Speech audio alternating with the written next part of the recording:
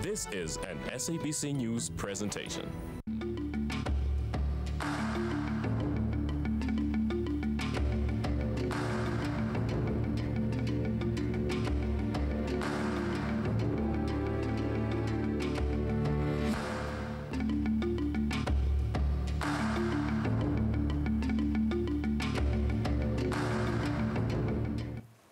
Dit is 6 uur in tyd vir Fokus. Goeienaand en baie welkom. Ek is Lenet Francis. Vanaand praat ons oor die sogenaamde Gupta leaks en die regsimplikasies daarvan.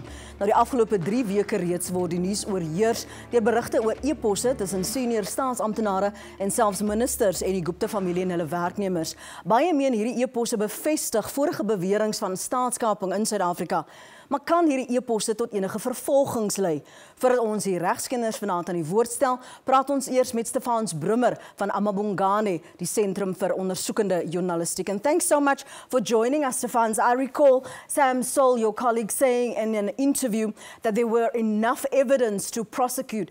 Who did you believe at that time would be capable and not implicated in any of these emails to lead that prosecutorial charge? Look, I think as things stand, it's very hard to even imagine where a prosecution would start in South Africa. There are some noises from the courts and there are some noises from the National Prosecuting Authority. But in general, one gets the idea that institutions are still so compromised that one doesn't quite see one's way out of the woods.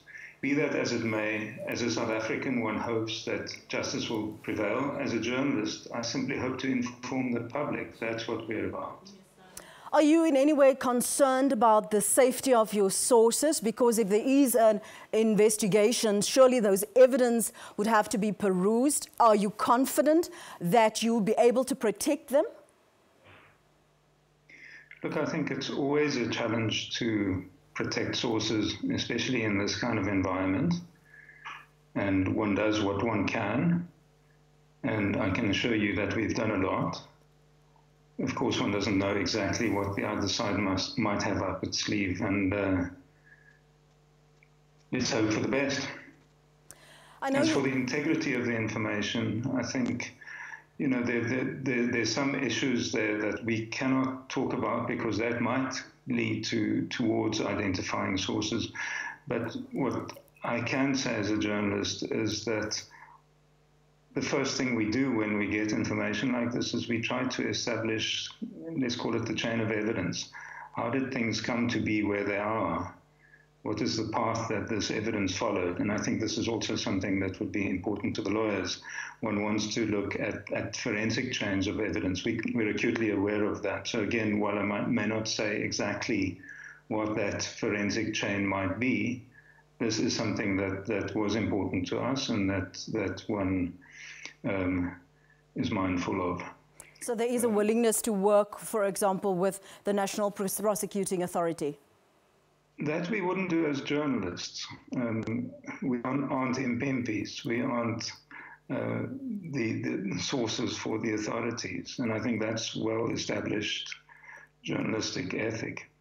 So that wouldn't be up to us. But that doesn't mean that there are other people within that chain of providence of the evidence, as it were, who would not be prepared to do so. And again, as a South African rather than as a journalist, one might hope that those people would then be prepared to do what needs to be done. Should there be an appropriate type of inquiry? Should there be true prosecutorial and investigative will? Thanks, Stefans. We're going to have to leave it at that for the moment. Daar is die afgelope tyd ook berig oor 'n kommissie van ondersoek na staatskaping en meer as een politieke party het strafregtelike klagtes teen onder andere president Jacob Zuma aangedien. Maar hoe beskerm die grondwet die burgers van Suid-Afrika? En wat sê die wet? Wie moet die beweringe ondersoek en kan enige iemand vervolg word? Ons gas hier in Johannesburg is professor Koos Malan van die Departement Publieke Reg aan die Universiteit van Pretoria en in Kaapstad is Lawson Naidoo van CASEC, die grondwet waghond. So maybe we'll start with you, Lawson. How far can these legal and political processes protect us and take us to a system where there is accountability of those either mentioned or implicated in these Gupta leaks? Well, thank you, Lynette, and I think thank you to Stefans. I think it's really important that we acknowledge the significant role that has been played by investigative journalists such as Amabungani and others in bringing to light these leaked emails relating to the various issues pertaining to the Guptas, members of cabinet and other public sector actors in South Africa. I think what they've done is to bring it into the public domain so that it is up to us now to determine how that process goes forward, how the various investigations get conducted, and whether or not there are, in fact, criminal prosecutions that emanate from this. So I think there's ample evidence within those leaked emails to point to, at the very least, prima facie evidence of criminal wrongdoing. And I think it is up to the investigative agencies, the Hawks in particular, to begin to investigate the evidence that has emerged and to put together dockets that can then be sent to the National Prosecuting Authority for a prosecution in due course. So, Professor Malan, give us a sense of what possible laws have been contravened or in any way compromised when we talk about what has been emerging from these Gupta leaks. Well, I think quite a lot. In the first instance, judging from what has already come to light, there is most certainly the possibility of prosecuting quite a vast number of people on a raft of charges of corruption. Also, a large number of other statutory offences that might relate to tax matters, and a large number of others. As a matter of fact, when it comes to the conduct of government, especially high-ranking members of government, it is even possible to make out a case that there was that the actions could possibly constitute a charge of high treason. As to the question to what extent there might be the possibility of a successful prosecution, I think in principle, that is on paper, so to say, there are strong possibilities for a successful prosecution. However, we are dealing with the question of state capture. And unfortunately, part of the problem that we are grappling with is that those very institutions that are responsible for instituting the prosecutions are arguably also captured. As a matter of fact, when one looks at the long and fairly dreadful history, I should say, of the Directorate of Public Prosecutions, there's already a long history of more than a decade where that institution, many of the senior staff members of that institution have been compromised to such an extent that one can at least place a very clear question marks over the commitment and the willingness of those people to, in fact, institute a prosecution. There's some other aspects that I'm going to follow up in the second half. But Lawson, how does one then approach this? Because those implicated surely can't be entrusted to be watchdogs as well. Indeed, and I think one needs to break this up in different categories of kinds of investigations that need to be conducted. There's obviously a role, as we said, for the investigative agencies, for the Hawks in particular. There's a role, I think, for Parliament in order to exercise oversight over the executive. I mean, as poor as Parliament has been in exercising that executive oversight, it is a constitutional responsibility that rests with Parliament. They've demonstrated on the odd occasion, for example, recently with regards to issues around the SABC and Eskom, where Parliament has shown that it has teeth and will hold the executive to account.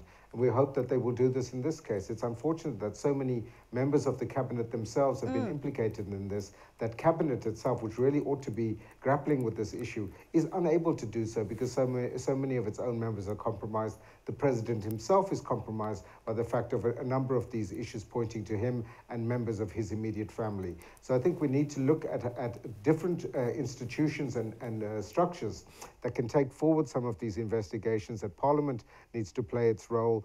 As I say, the Hawks need to play their role. And, with the Hawks, the information is now out in the public domain, and there's a responsibility on the Hawks as an independent anti-corruption crime-fighting agency to begin to unpack what's there, to investigate further what is there, and to put together a charge sheet, as I said earlier. And that's something that the Hawks need to do. They need to demonstrate to the South African public that they are able to execute their constitutional legal mandate that they have. And we're hoping that under the leadership of the new acting head of the Hawks, that will indeed be done. So net na die breek praat ons verder, professor, en dan kan ons praat oor die instellings en die strukture wat moontlik gevolg kan word wanneer ons praat oor hierdie sogenaamde Gupta leaks. Ons sit nou die gesprek voort, moenie weggaan nie.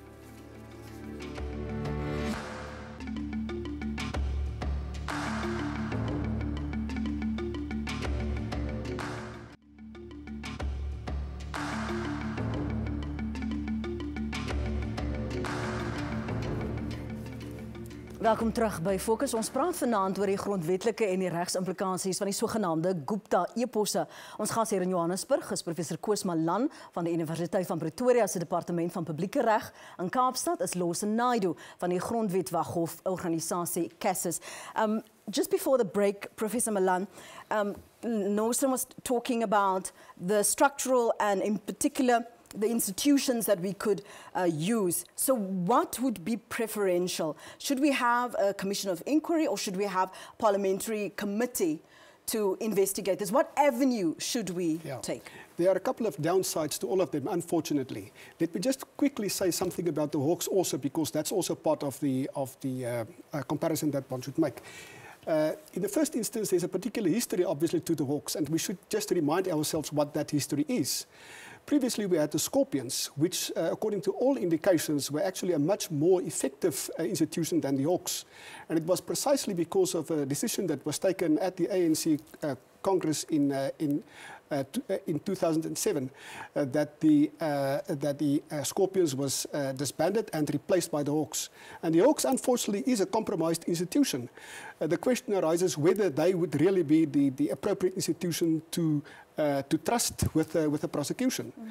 There's also something else that one should take into account. The moment you speak about the possibility of senior political people, senior political office bearers possibly being prosecuted, then really a lot is at stake, especially in a situation where the indications are that the evidence is strong. Then a lot is at stake. I mean, people can really go to prison.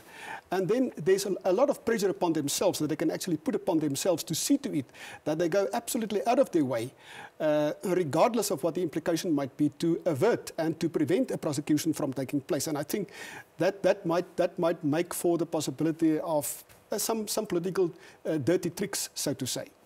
When it comes to the question of a commission of inquiry, I mean, unfortunately, we do have some very bad experience of a commission of inquiry, just recalling the Seriti Commission. The problem with the commission is that it is very, very easy to manipulate it. I mean, what is the mandate of the commission? What is the brief? There could be a possibility that the president decides, okay, let's appoint a commission of inquiry to inquire into state capture dating back to 1948, and perhaps within 5 years or 10 years the commission will report, and the Gupta-Zuma question would simply be a small footnote somewhere on page 355. So in that way, it can really be compromised and eventually peter out and produce basically nothing. That's what it boils down to. What does it say about all this, the credibility of these processes, Lawson? Is there scope within the Constitution, for example, that some of these processes could run parallel? Do we have to have the president, and is he the only person who could say, with taking into account the previous public protector's recommendations, that the Chief Justice should really appoint someone for a commission of inquiry? Is it compromise the credibility? In what way can we as the public believe in these processes when we don't know who to trust, we don't know who's implicated? Indeed, and I think as has been said just now, many of these institutions have been compromised and have been captured, in particular the Hawks and the NPA. But if we go back to the Public Protector's State of Capture report, the remedial action spoke of a judicial commission of inquiry, the head of which would be chosen by the Chief Justice, and the commission itself appointed by the President. Now, that commission of inquiry would have the mandate to do what the Public Protector required of it to do, which is to investigate the matters that are summarized in the State of Capture report. It would not necessarily have the mandate to investigate the revelations that have come about as a result of the more recent Gupta leaks. And therefore, I think we need to separate those two processes, because that Judicial Commission of Inquiry from the State of Capture report should go ahead on its own basis, and the further revelations must be dealt with separately. And as we've said, that there is substantial evidence of criminal wrongdoing, the fact that cabinet minutes were being leaked to private individuals without authorization, the fact that procurement regulations were being flouted horrendously, as we've seen in the various leaks relating to ESCOM, Transnet, Denel, PRASA as well now, and the like. And that should form the basis of criminal prosecutions, because the evidence is there. The Hawk should be investigating those matters and bringing those who are guilty before courts as soon as possible. So that's the second part of it. And as I said earlier, Parliament also needs to play a role in this matter. We have other pieces of legislation, such as the Executive Members Ethics Act, which again relates to the transgressions by members of cabinet, and those could be referred to the public protector for investigation in terms of that piece of legislation and the code of ethics of members of the executive. So I think there are a raft of measures that are available for us to use. As Johannes correctly pointed out, many of these are compromised, but that does not mean that we should ignore them. We must make sure that those institutions that are there actually do their duties. They are, after all, being funded by us, by the taxpayer, and we need to make sure that they're doing their jobs. And if they're not doing their jobs, then we need to call them out and take appropriate action against them. Bly ingeskakel, daar's nog baie vrae, veral wie ons belange as inwoners gaan beskerm. Ons is nou terug. Moenie weggaan nie.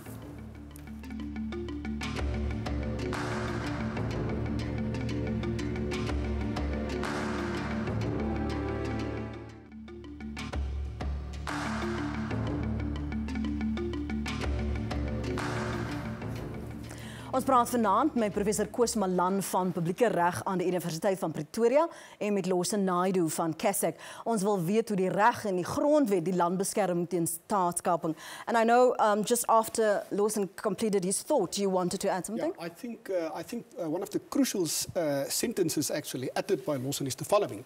It depends on what we are doing. What we are confronting with at the moment is something that is actually intriguingly interesting.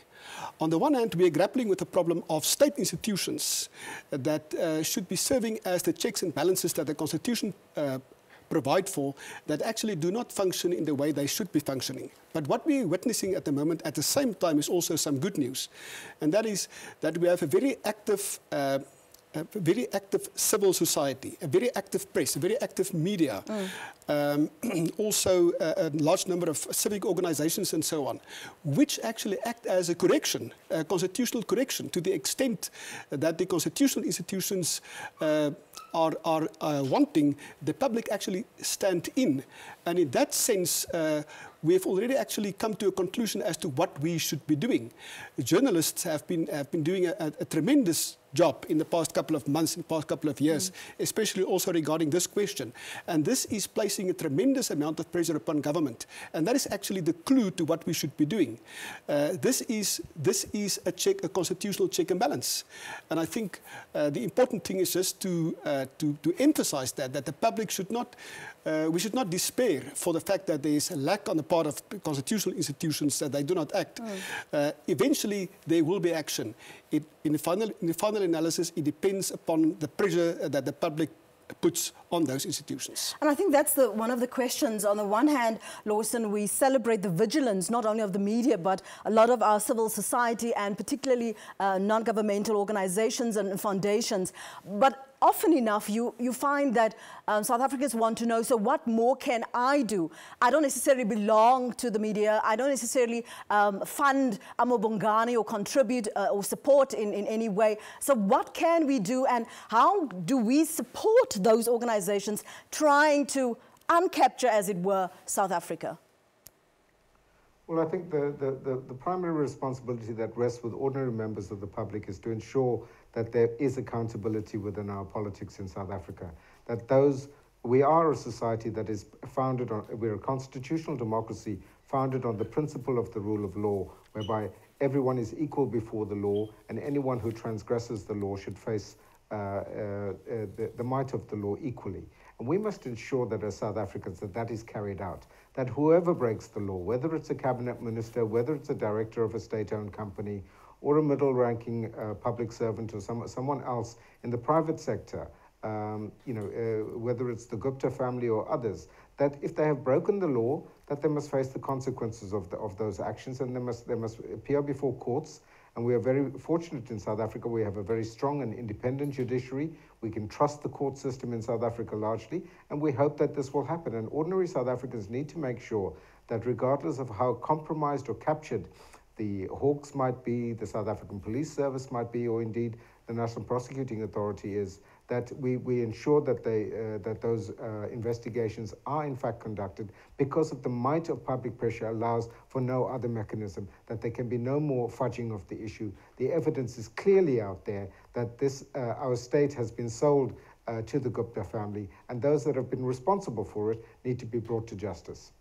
I've heard another commentator refer to that, in a sense, there's also a bit of a clash of laws, that you have public interest versus the protection of information, and also the protection of those whistleblowers. As Stefans also referred to it when he was talking about the credibility and the integrity of the information that they have, but also the security of their sources and protection of that. So do we have a clash of these laws, and is that going to be eventually what's going to stand in a court? I do not think that there's a clash, and to the extent that there might be a clash to a certain extent, that is actually nothing strange within law. There are very often conflicting interests that have to be balanced, and that is done by a court. So this is really nothing new and nothing odd in law. Fortunately, we do have good legislation in place to protect whistleblowers. The challenge is simply to enforce those laws. I do not say all journalists are good journalists, but we have a raft of good journalists in South Africa who actually know their job and who should be protecting their sources, which is in fact what Stefans has said. That is in fact what is happening. So I do not think there's a problem as far as that is concerned. There is, however, also something that we have to bring into the picture. It does not fall squarely within your question, but I think that is very important. What we are grappling with at the moment in South Africa is part of a larger problem. And that is a problem of cadre deployment. This is actually one of the consequences. What we are grappling with, what we are confronted with here, is one of the consequences of cadre deployment, which unfortunately is one of the kingpins of the policy of the African National Congress. The Secretary General of the ANC is on record on a number of occasions that where he said that they would not step away from that policy. And that is actually the problem. The whole idea of cadre deployment is squarely contrary to the Constitution, squarely contrary to Section 195 of the Constitution, also a number of other provisions in the Constitution. What you need with the public service, the courts, the public protector, and all other organs of state are really professional people suitable for that specific job, and not some cronies of senior ANC politicians. That should be squarely within the debate. Unfortunately, that's where we're going to have to leave it just for now. Professor Malan, thank you so much for your time. Thank you so much, Lawson, for joining us this evening. We appreciate your time there in Cape Town as well. Dis ongelukkig al vir vanaand. Ons is volgende Sondag aand om 6:00 weer op ons pos hier op SABC 2. Ons innige meegevoel aan almal in die Wes en die Ooskaap wat deur die verskriklike storms en die brande geraak is. Ons dink aan julle. Maar laat weet ons wat jy dink van ons programme en ons gesprek. Stuur gerus julle kommentaar, julle tweets en jou voorstelle. Besoek ons Fokusblad op Facebook, soek onder by Fokus SABC en volg ons ook op Twitter by Fokus ZA. Ons hoop dit is 'n vreugdevolle week. Baie dankie vir die aansluit en die saamgesels en die saamluister. Ons hoor graag van jou. Goeie week. Totsiens.